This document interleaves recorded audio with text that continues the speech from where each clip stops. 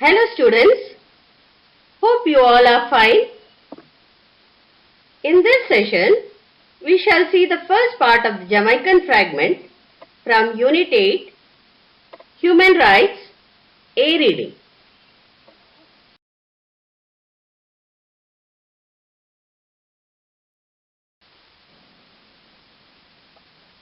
Jamaica is an island country. It is situated in the Caribbean Sea. Christopher Columbus reached Jamaica in 1494.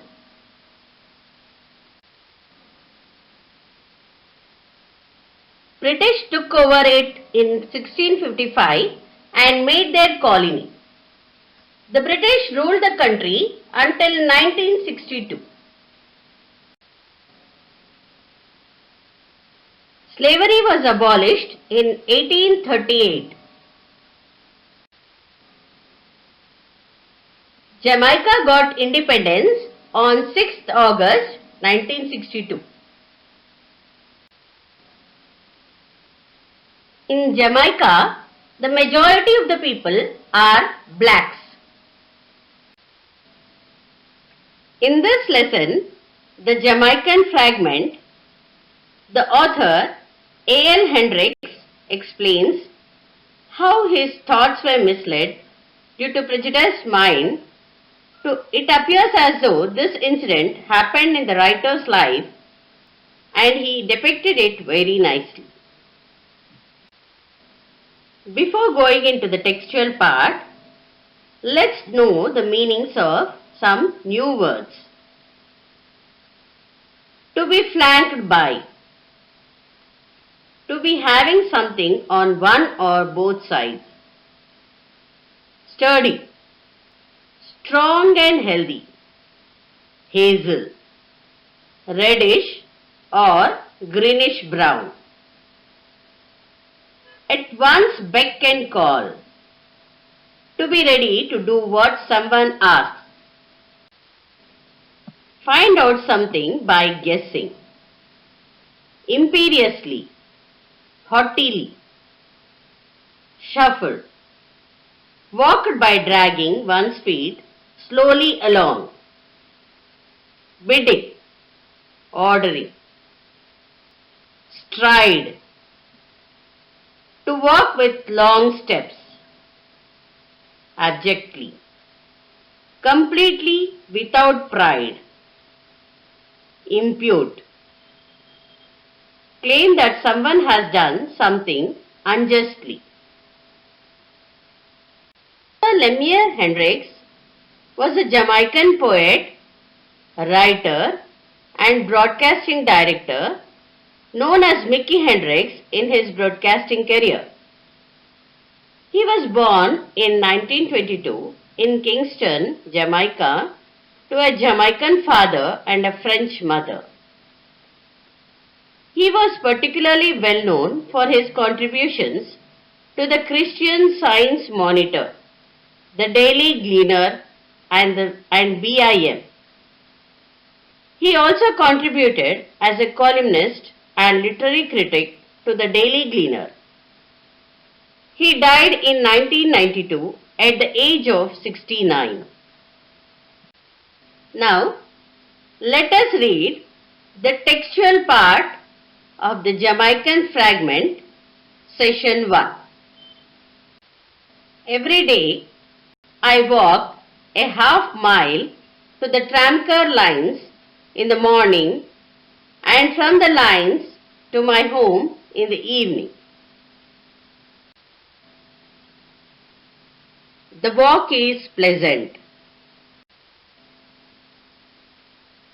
The road on either side is flanked by red and green roofed bungalows, green lawns and gardens.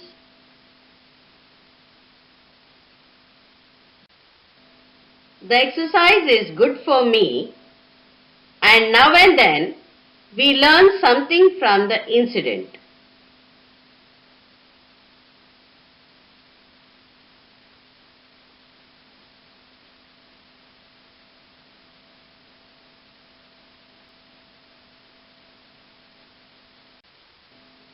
One morning, about halfway between my front gate and tram track, I noticed two little boys playing in the garden of the more modest cottages.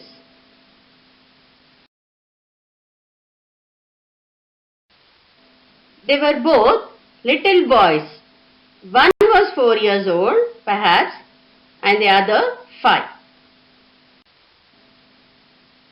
The bigger of the two was a sturdy youngster, very dark, with a mat of coarse hair on his head and coal black eyes.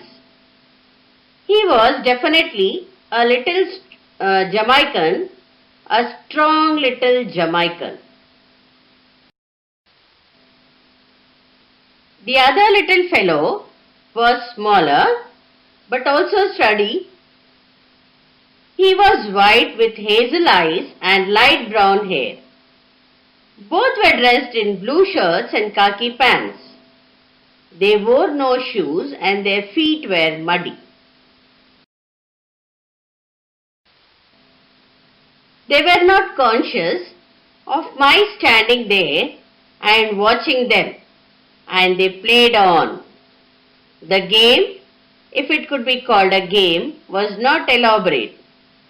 The little white boy strode imperiously up and down, and every now and then shouted imperiously at his bigger playmate. The little brown boy shuffled along quietly behind him and did what he was told.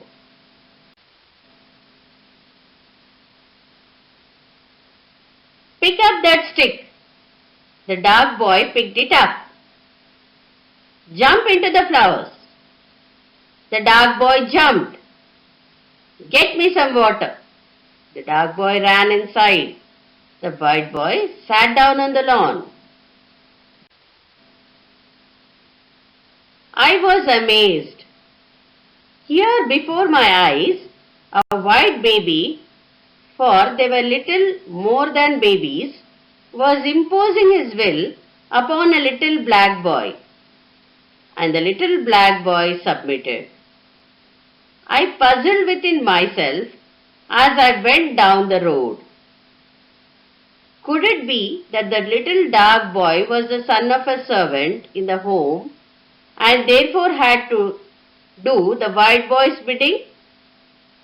No, they were playmates. The little dark boy was a neighbor's child. I was sure of that. Then, how was it that he obeyed so faithfully the white boy's orders? Was it that, even as a boy, he sensed that in his own country he would be at the white man's beck and call? Could he, at his age, divine a difference between himself and the white boy?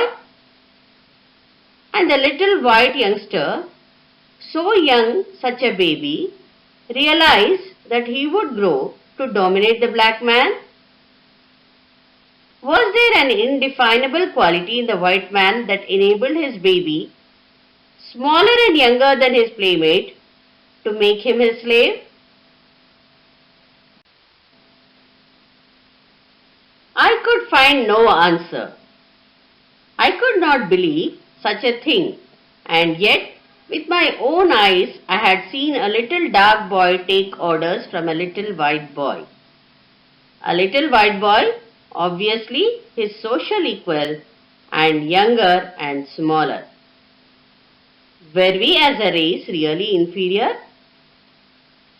So inferior that even in our infancy we realized our deficiencies and accepted a position as the white man's servant? Let's see the summary of this session.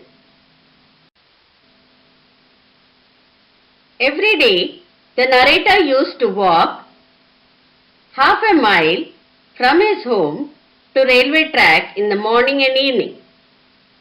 The walk was a very pleasant one because of the red and green roofed bungalows, green lawns and garden on either side, and it gave him a good exercise. One morning, the writer noticed that two boys were playing in the garden. One is black and the other one is white. The narrator observed the children. The black boy might be 5 years old and the white boy may be a little lesser, maybe 4 years old. The white boy was shouting and commanding the black boy. Whatever the white boy ordered, the black boy was doing the same. The narrator was shocked looking at this. The narrator was a Jamaican, a black man. He was puzzled. Hundreds of questions came to his mind. The children were very small. Really, they were infants. At a very small age, how could they discriminate? Who were they? Was the black boy a servant's son? But they wore the same type of dress. Were they neighbors? Were they playmates? Many thoughts were running in his mind. Were we as a race really inferior that even in our infancy we realized our deficiencies and accepted our position as the white man's servant?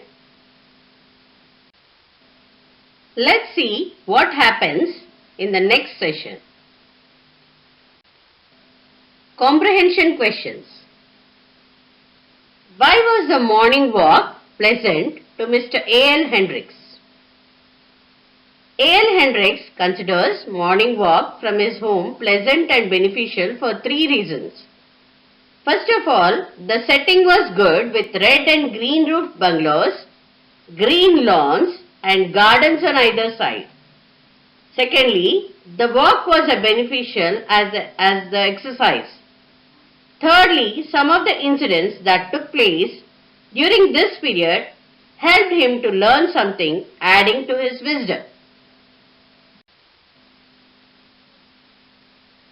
The exercise is good for me, says the narrator. What was the exercise? Answer. Walking is a good exercise for him.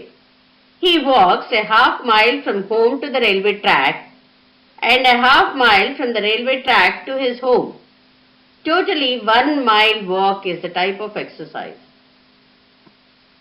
Third question. What did the narrator notice one morning? One morning, the narrator noticed that 2 boys were playing in front of a modest cottage. How did the smaller boy behave while playing with the bigger boy? The smaller boy behaved like a master. He ordered the bigger boy to pick up a stick, to jump into the flowers, and to get some water.